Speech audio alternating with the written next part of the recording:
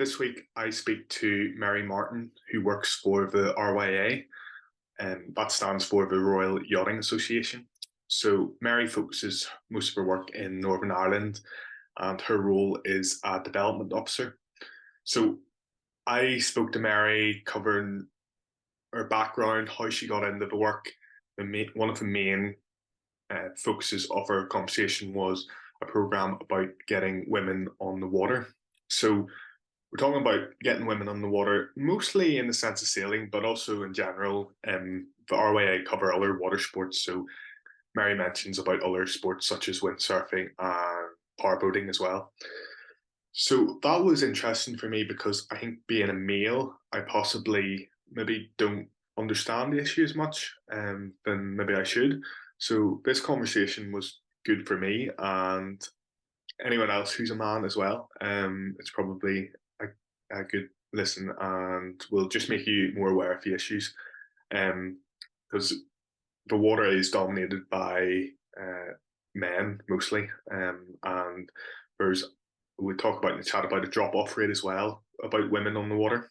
And then we also talk about the pathway, so how youth sailors developing their pathways, aiming for Olympic campaigns. And then we also talk about how other people can get involved in sailing or joining a local boat club or whatever it is. So if perhaps you're listening to this and you do want to get more involved in the water, so this might be a good episode for you to listen to.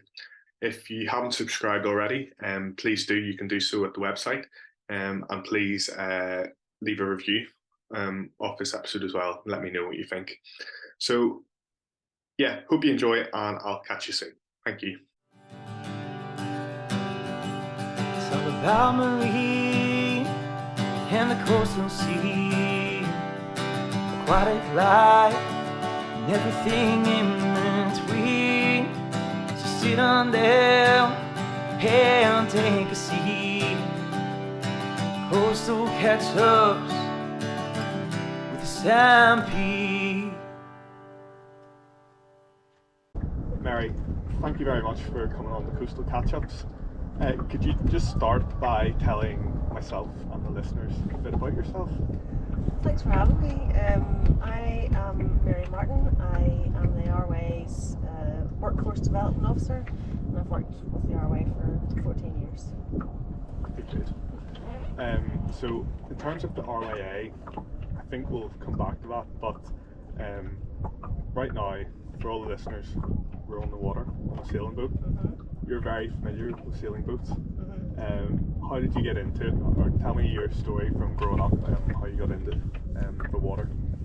Well, luckily for me, my dad is a sailor, and so I just grew up on boats. I was just always on a boat as long as I could remember. I learned to sail in Cushendall and learned to race in Cushendall, became an instructor, became a race coach. And that was, in theory, the instructor and coaching was to pay for my own sailing, but kind of took over in the end. Yeah. So it was never going to be anything else, any other sport. It was always going to be always sailing. I just loved being on the water, and even when I wasn't sailing, I was swimming in the sea. I just love being by the water, being in the sea. Cushendall's an awesome spot as well. It's the centre of the universe. It's fondly known as the heart of the Glens. Yeah. And yeah, it's just a beautiful place to grow up. Very lucky to be in the Glens. So getting into the RYA, which is the Royal Yachting Association, how did that come about? Did you have any career paths before that, or was it always going to be RYA? Well, I didn't know what I wanted to do at university, so I did archaeology and paleoecology. Did you? I did. What? And I loved that. I loved that degree, but instead of doing a summer dig and writing up a thesis on that, I went and taught sailing. Yeah. I spent my summer sailing, and so I think even my lecturers were under no illusions that really sailing was what I wanted to do. Yeah. At the same time I got this job, I had been offered a place on a PGCE, so being a teacher was my other potential Yeah. pathway, but yeah, luckily for me, the funding came round and I got the post. Very good. They haven't got rid of me since. So how long have you been with the RYA for? 14 years, I think. It was 2009 when I Very started. Yeah, crazy. So what has your roles included in those years with the RYA? What have you been doing? Well, my job when I started was development officer, which is exactly what it sounds like. It's kind of anything and everything. So it was working with clubs on policies, procedures, development plans, trying to help clubs with funding or running programs to get people sailing or boating of any kind. But just recently we've had an extra member of staff, we've got a new strategy, we've got a new chief officer, so my role has changed to workforce only, so that narrows it down to working with coaches and instructors and race officials and volunteers. Just that's all. So you're working with volunteers and paid instructors as well.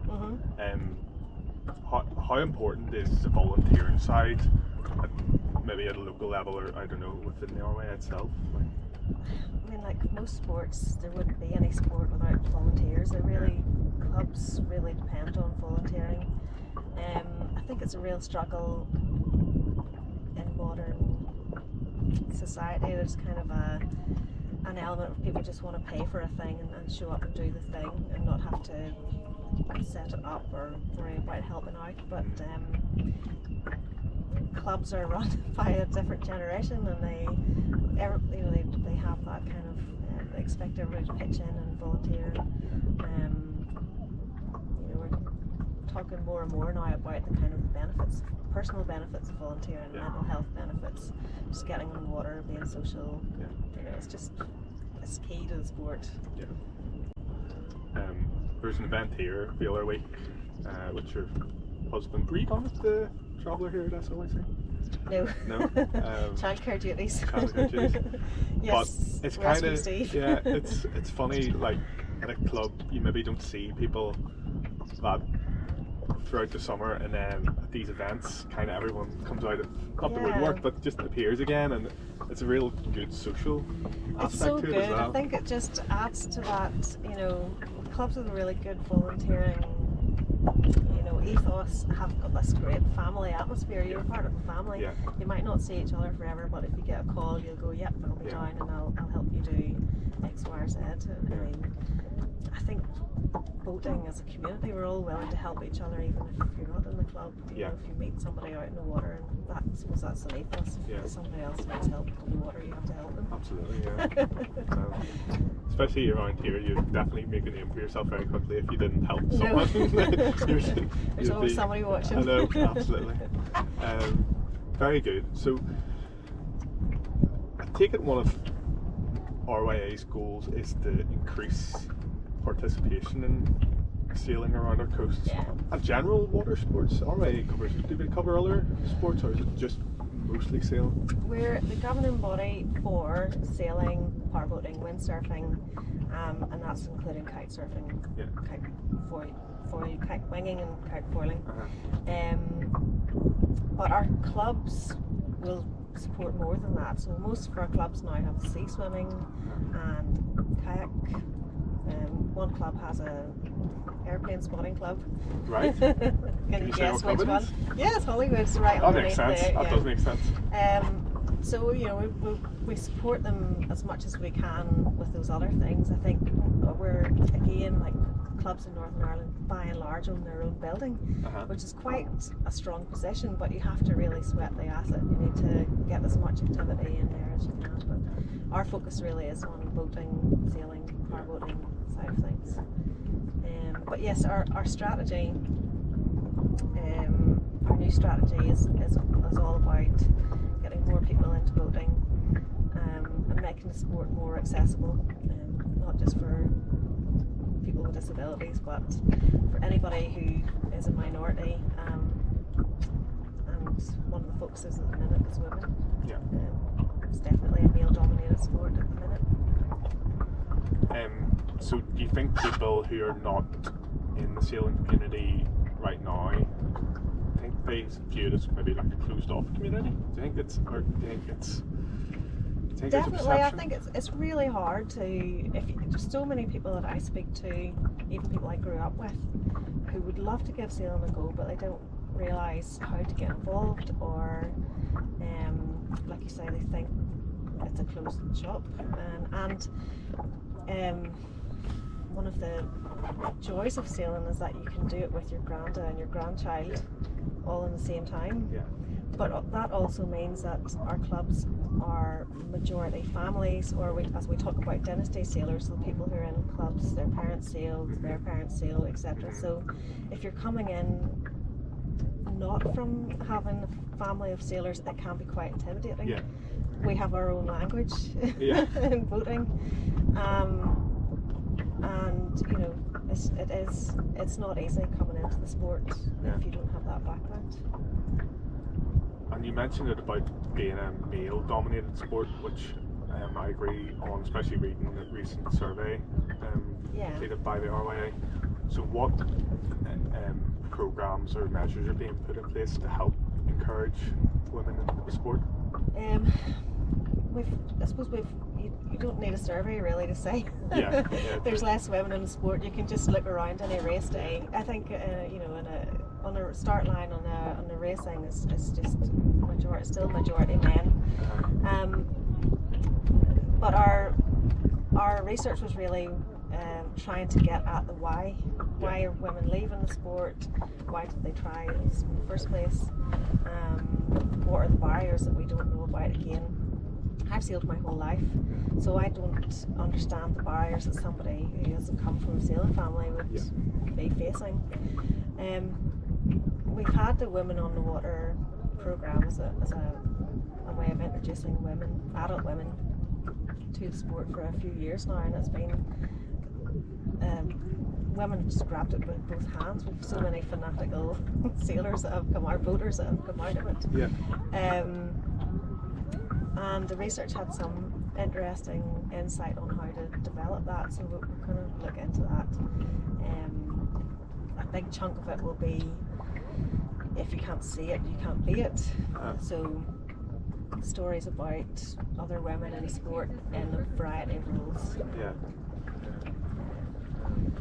Instructor roles, race officials, sailing around the world, sailing across the bay, all of those stories. Some ladies coming past now, of course.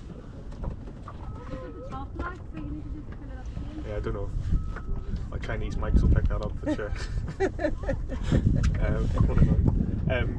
You mentioned about the why behind the low participation from women. What is that being found? What is that kind of, what came from that? In my mind, I don't want to say, I imagine childcare and things like that would be up there, but I don't know what came from the survey. It is up there. I think the survey really highlighted the kind of the soft skills that clubs maybe don't embrace. So a lot of clubs have that sign on the front door saying members only, and you know, it's probably a man standing there saying, what are you doing? So there's quite a bit about that, welcoming atmosphere, approachable committee members or approachable members. And that, I think, as a sailor, as a person who's a member of clubs, you feel like that's not us. That's not really the case. But it is the case for a lot of women. It's just, and not just women. I think again, some of the feedback we've had from the survey is that anybody who's not from the sport can find that quite intimidating. How welcoming the club is. Most clubs don't have a person picking up the phone. You know, if you email a lot of clubs, you might not get a response for a couple of months, which again, like modern society, you have to have instant response for people, otherwise they just forget and move on, or they're insulted by that. No, I think that's important, having that initial welcome. Like an open the likes of the signs you mentioned and stuff, I think that is it's important to have like a welcoming atmosphere to get people into the sport. Can I just say, some clubs are taking up new initiatives with that purpose of being welcoming. So, like here in Stratford Yacht Club, on opening day, they invite all the new members down, give everybody a cup of tea and a sandwich, and they talk about what the plan is for the season, and ask them. The club officers were there with their name badge, saying what their role was, and saying, you know, if you want to help out, we need you to help out to go and speak to somebody. And I just thought that's the kind of thing that's brilliant. It really welcomes new people who've got as far as, okay, I'm going to join and do a bit of sailing at your club. It's really important. So if anyone's listening who maybe does want to get involved and has no idea how to, were you waiting for this question? Great timing. I hope you don't. You're not going to show this until next summer. True. I think, well, most clubs will have some sort of training program. You'll definitely see more women on the water programs going forward. Clubs that have run those have found them to be phenomenally successful, and they've driven adult training courses, whereas before a lot of clubs focus on junior courses. Now they're seeing that kind of need for adult training courses. So I think that would be the first port of call. Check out your local club, see what sort of training programs they have. Most of them will start off from Easter, going through the summer, so a lot of clubs will kind of stop training over the autumn and winter months. So put it in the diary if you're listening. Yes. Check in at Easter time. Buy the sailing school vouchers at Christmas. I've definitely noticed a lot more adult courses down at. We have a really committed volunteer here. I'll give him a shout out if he doesn't mind. Jack Kennedy, like he has been. I'm sure you know Jack here. He's unbelievable. Like I can't believe he's only 25. I know. I have huge respect for Jack and the way that he's running the training here. It's undeniable. It's been successful. The women and girls research was really saying about training as well. Like the women in the water program is an introduction, and most clubs it's an introduction to dinghy sailing, keelboat sailing, powerboats, everything. So you don't get really any depth of knowledge in each thing. So just kind of the women were crying out for that next step of training, which White Rock has been delivering this summer, Thursday nights. Because it's even going out in the Bahias, which are brilliant training boats, really good to learn in. And I suppose if, in my mind, if you learn in a dinghy and you learn the basics, almost, if you go, you can almost go into any boat after that. Absolutely. Obviously you need to learn the Pacific ropes, but literally. No, you can. I mean, you can. It's the best. I agree. I think it's the best foundation. If you learn in a dinghy, you can do anything. A lot of people who learn cruiser racing only know how to pull that one rope. They might not even know what it's called or why they're pulling it. So dinghy racing gives you that whole picture. Dinghy sailing, dinghy training. Yeah, very good. So there's lots going on in the RYA. Now this podcast is all about sustainability, so if I want to talk about the environmental side the RYA play in, is there any initiatives or programs going on that side of things? The RYA has a sister body called the Green Blue. It's part funded by British Marine Federation, BMF. Whoever they are. I'll research it and I'll put a wee caption down at the bottom. Thank you. So the Green Blue is a brilliant organisation. If you haven't heard of it, definitely check out their website because there's so much information on there. There's wildlife guides, there's like whale spotting guides, all that kind of stuff. But the Green Blue works with commercial marinas and marine operations and clubs and gives advice about how to become more sustainable. It's been really useful for me working with clubs who are doing upgrades in terms of how they can use energy saving lights, showers, any of those things. And then they have advice as well for boaters about how for each type of boat, the types of things that you need to do in order to protect the environment. But I definitely need to tell everybody, as any water user, Green Blue have a boating pledge, the Green Blue boating pledge, and if you sign up online, it's about respect, protect, and enjoy the outdoors. It's a great code. So get on the Green Blue website and make your pledge, Sam. I will.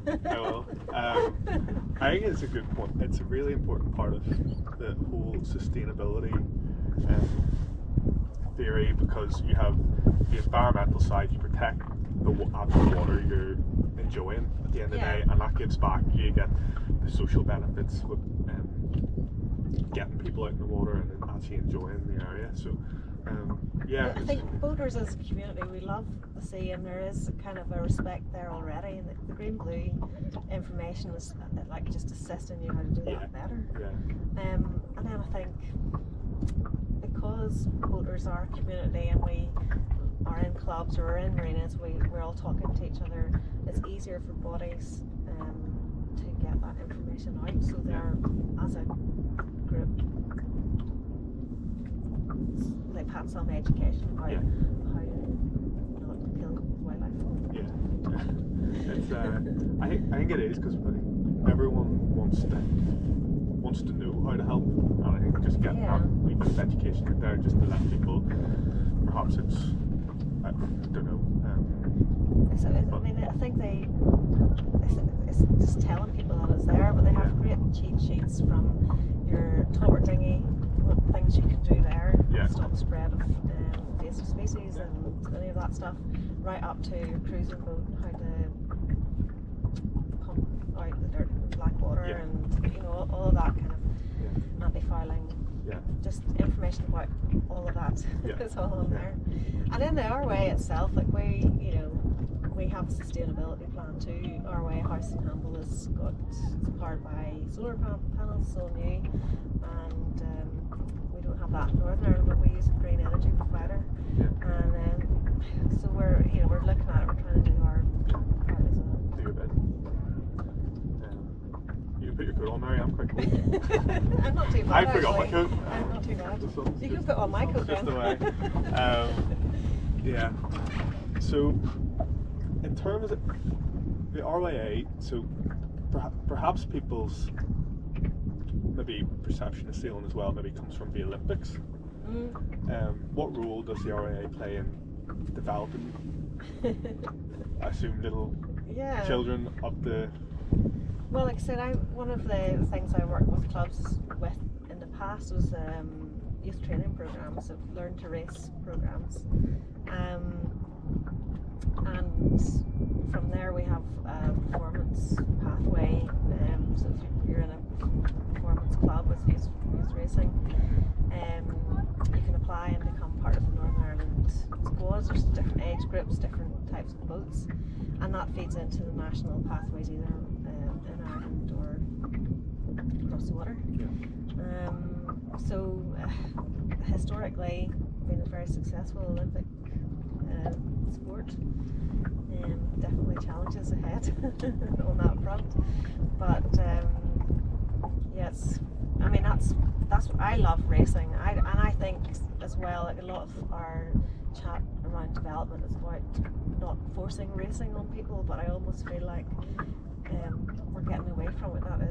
It is so exciting, it's so thrilling to be a part of, and we need more people to do racing. But I loved coaching as well, and so my workforce role, I'll be working with coaches, trying to help them get better and have good planning and just be the best coaches they can be in clubs and on our performance pathway as well. So we're running courses for that. So in terms of the actual pathways, obviously you're focused on sailing. Kids coming up through school and stuff.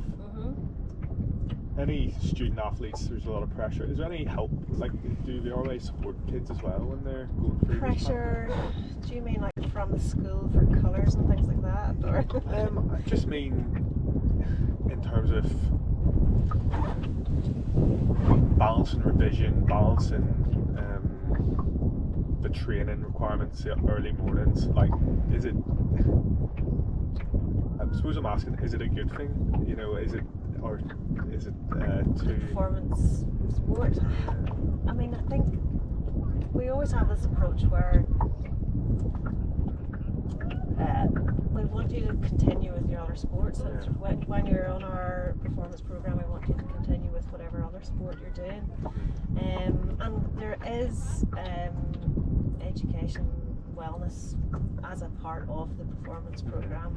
How to look after yourself physically. A lot of kids don't know how to eat right or how to exercise, and that would just benefit them for their whole life. And a lot of the skills from sailing is, you know, they can transfer out of sailing to other aspects of life too. So we do a wellness program. We have an exit. We have exit chats with sailors who are not moving on to the next level or not becoming an Olympic sailor. It's always more work to be done though. I think you're right, as in there's lessons in there between time management and looking after yourself physically. You know, it's there's loads of lessons you can learn. I learned them when I was younger, but I probably didn't appreciate them until I was a bit older. I mean, when you're the junior classes that you sail are single-handed, and you have to do it yourself. You can't rely on anybody else. So definitely don't allow your parents to rig the boat. But when you're out there on the water on your own, you're on your own. You have to do it yourself. You have to retie. You know, anything goes wrong, you have to fix it yourself. It's great resilience training for people, but I hope that we don't put too much pressure on our sailors. Some of the classes have a lot of events, and that's very busy. But I think John talked about this on the podcast with him about the professionalism of the sport. And some of the national performance programs require a huge input of time and money. So once you're getting to that Olympic trials period, like post 18, then it's definitely ramps up the pressure. From my experience, I sailed single-handed up until maybe 17, and then I stopped. I did the odd bit. Then I came back into it maybe 5 years ago in a two-man dinghy. And part of me goes, I'm so glad I had the experience of doing everything by myself, but the team, working as a team as well, I absolutely loved coming back into that. And now I'm part of a community of sailors now, and the RS 400 fleet, and it's such a good fleet. Yes. At the time, 14 years ago, there was a kind of a feeling that if we introduced any other fleet basically to the two we had, we would be diluting the sailors across a number of fleets, so that the training level wouldn't get high enough. That makes sense, I suppose. And I'm so glad that you have said that about the double-handed thing, because there's this kind of it's almost like a tagline for getting women into the sport, that it has to be more than one, it can't be single-handed. But actually the double-handed, the social aspect of it, still resilient. You still a good amount of resilience in there, looking after your crew and yourself when you're out there.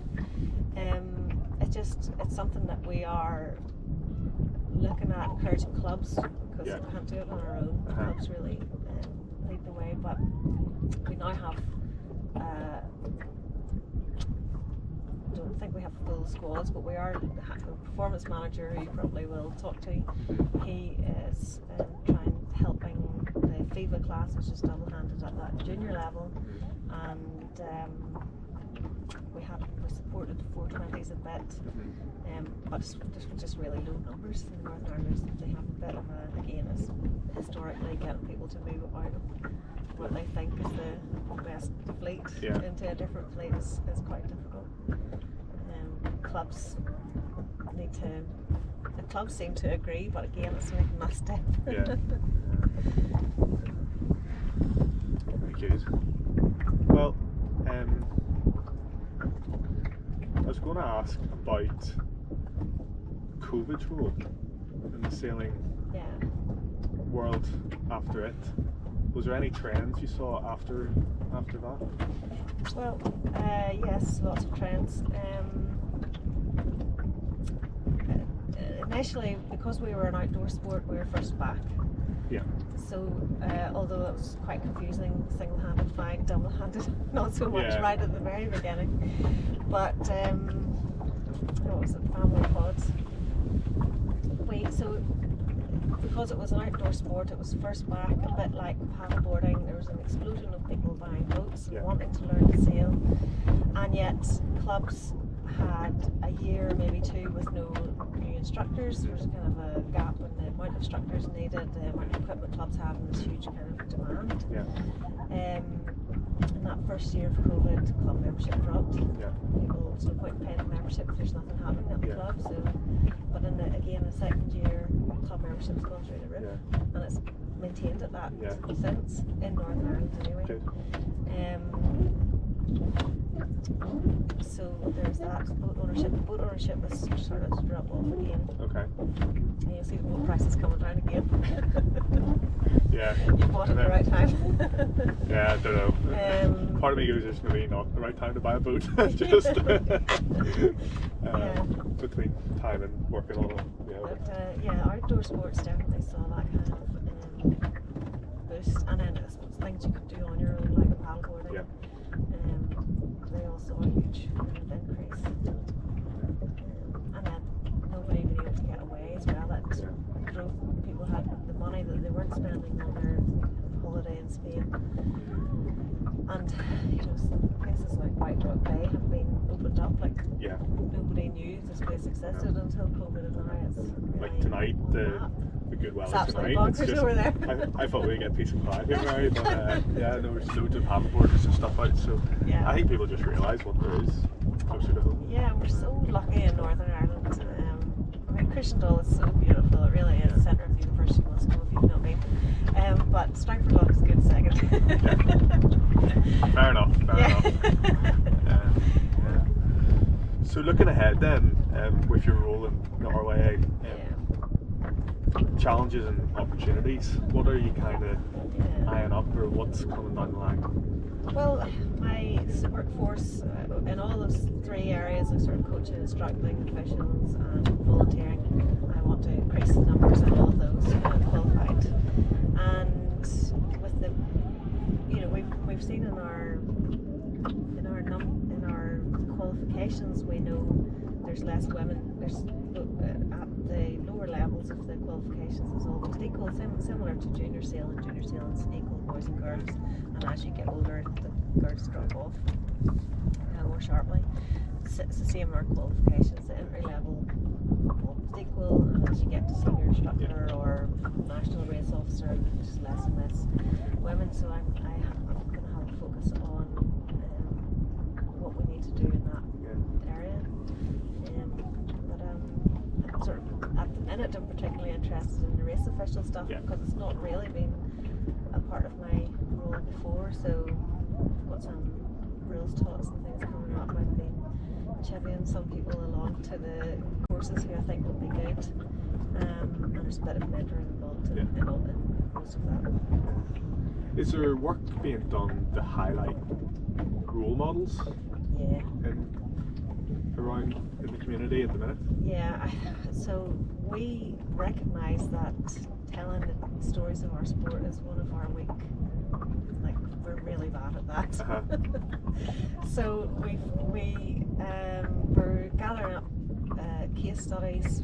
I've been interviewing people just for news articles, but we've also been making videos as well, trying to highlight the joy of the sport, the challenges of the sport, but why people are still doing it. It is, it's not an easy sport. It is a challenge, but then you get such a great reward out of it. And the longevity of it as well. It could be with you for the rest of your life. Yeah, absolutely. Mary, I'm getting cold. I I just want to say thank you so much for coming on board. This is Lugworm. It's not the best name. In fact, it's the best name. I like it. It's a brilliant name, especially as you can see the fishing rods there, Yeah. so it's a key part of that. Yeah, we've got a trip planned on Friday night, so kind of got the rods on it. Is this because it can sit on the mud? Absolutely, yeah. Absolutely, yeah. So, yeah, it's our first one on board, so thank you very much for being the first person on Thank the you for coastal having me. catch up. But yeah, the work you're doing, just want to wish you the very best luck with all the future programs. I think you've got a good grip on the issues and the opportunities in the sailing community, and I think all the stuff you've chatted about, what the RYA are doing, it's going to work, I'm sure. So be excited to keep tabs on it. There's always more work to be done. Absolutely, but sure, what would we do? We'd be bored then. We'd Yeah. be bored. Yeah, just want to say thanks again, and I'll catch you soon. Thank you.